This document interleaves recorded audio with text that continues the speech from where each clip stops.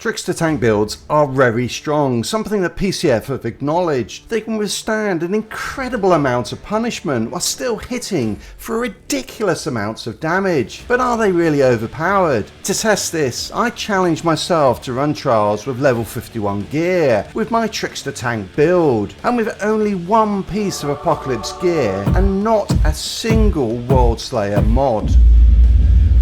As part of the challenge, I would complete every trove each run, so that I faced every type of enemy that I could and tested the build to its max. I have to say, I was worried about facing certain bosses. In the Catacombs lurks the Arbiter of the Dusk, only one level below the final boss of the trials. Wave Cleaver Urka is trapped in the Princess Sanctuary, a foe capable of stringing attack after attack in quick succession, stun locking you into submission. And would I be able to make it past Okriel the Traitor fight with its enraged mechanic, only to face the ultimate test, the Arbiter of Descent who can blanket the zone with deadly axes?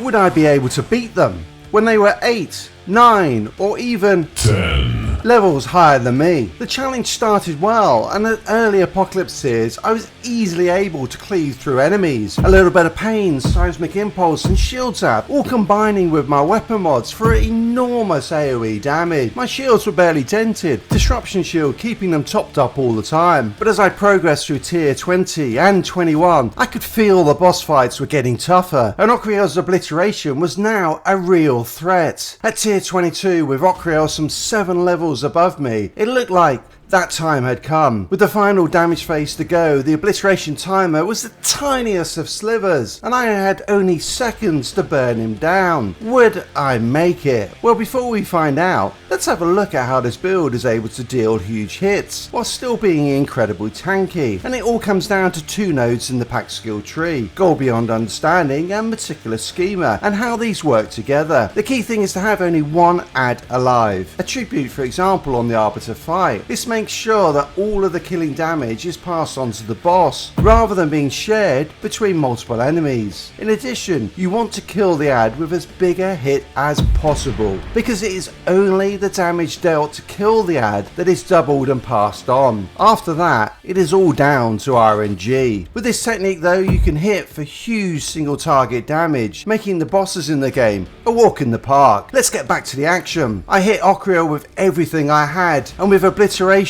about to wipe me, it was all over. I lived to fight another day, but I could tell that this challenge was coming to an end, and while I made it past the Wave Cleaver and Okriel on Apocalypse tier 23, the Arbiter of Descent, a boss 10 levels above me, proved to be my downfall. So is this build overpowered? Absolutely. But should builds like this be nerfed? Absolutely not, because the Apocalypse tier grind is horrendous, and to be frank, just not fun. So anything that gets us through to the real end game, which is creating builds at max level, should not be touched. If you are struggling to grind through Apocalypse tiers, check out the full Trickster Tank build here for your easy mode route to level 40.